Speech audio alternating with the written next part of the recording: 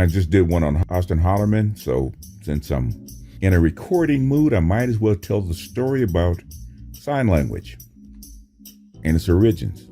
Everybody knows sign language from Kevin Samuels, and it's really gone mainstream. You heard Miss Pearly Things, talk about it on Vice, on basically mainstream TV.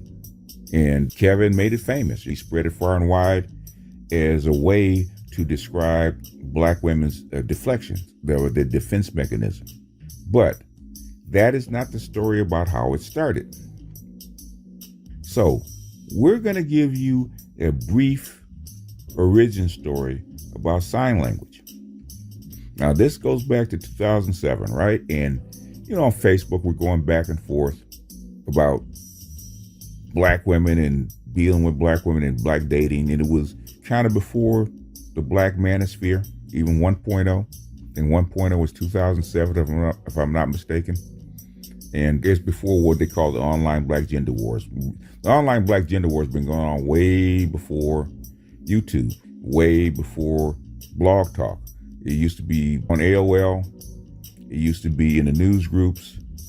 All this stuff has been going on long before the modern online. Hell, we used to do this, meet up in groups and study groups and stuff like that. We used to have seminars where this stuff would go on. So this stuff is not new. Not new. So this is nothing. It was actually more intense in person. But it's 2007 and how the stuff was going back and forth in the conscious community about dating and mating and women and stuff like that. And a friend of mine, he's had this online radio program for quite a while. I'm not going to say who it is, but he was interviewing Iyanla Vanzant. And I can't remember what the subject was because it's been so long ago, but I called in because we were talking about black women and the nature of male and female dilemma that we're going through. And I said the biggest problem with black women is shame. And the second biggest problem is guilt. And me and Iyanla Vanzant got to talking and said, yeah, we have a lot, black women carry a lot of shame and a lot of guilt. One is because the position, they're ashamed of the position that the black community is in. We are the designated underclass. We have been the designated underclass in this nation for 400 years. It's not new. They carry that shame. She agreed with me. And I said they're guilty. They feel guilt because of their inability to change it. They want to change it. They want to feel proud. They want to work themselves out of it, but they feel guilty that they cannot work themselves out of it, right? Under most circumstances. You can't work yourself way out of race. You can't work your way out of the position that history has put you in. And we went back and forth, and I said, but the thing is, how they cope with this, which is a coping mechanism, is the need to be right. The need to be right is them spitting fires, being sassy, deflecting, and all that other kind of stuff that black women do, is the need to be right. They have to be right. They have to look right. They have to look appropriate. They have to look above all this stuff, unbothered, all the kind of crap that they talk about, is because they're covering up the first two. And Iyanla Vanzant, to my surprise, agreed with me. Yeah, we do cover it up. We do have the unmitigated need to be right. And it's been there. Guys, you can go back and read W. Du Bois. The need to be right has always been there. Go back and look at the speech by Sojourner Truth, Ain't I a Woman? She's chastising white women and white men and talking about how she could outwork black men, even while birthing, I think she said 5 or 6 children. She had to be above that, and she had to be above her own men. Even then, black men do not need to get the vote, otherwise it'll be just as bad as before. That's the need to be right being spoken. So I started using that in talking to women and talking about women. So when I came online in 2014 or so, I started using that. I started using that in 2015 when I came to the black side as the Ibmore. Started my Ibmore channel. Shame, guilt, and need to be right. Anybody that's listened to me for the last 8 years know that that was one of my biggest mantras when I was talking about women. Shame, guilt, and need to be right. And the need to be right was always the worst. Shame and guilt can be worked on, but the need to be right is a coping mechanism for women. And where the modern version of sign language comes from, that Kevin so cleverly and brilliantly put together by adding insults. He put that I between that S and that G. It became sign language. And it's brilliant because Black women project what hurts them. They know that being shamed and feeling guilty about something hurts them.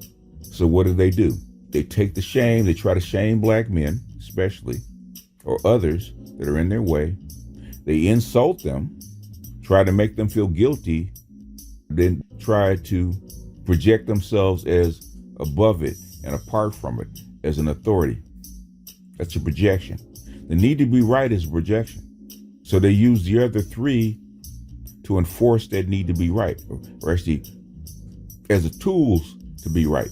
Shout you down, insult you, guilt you by saying that you ain't shit, or you haven't built anything, or you're worthless, or you're not educated enough, you don't make enough money. That's guilt.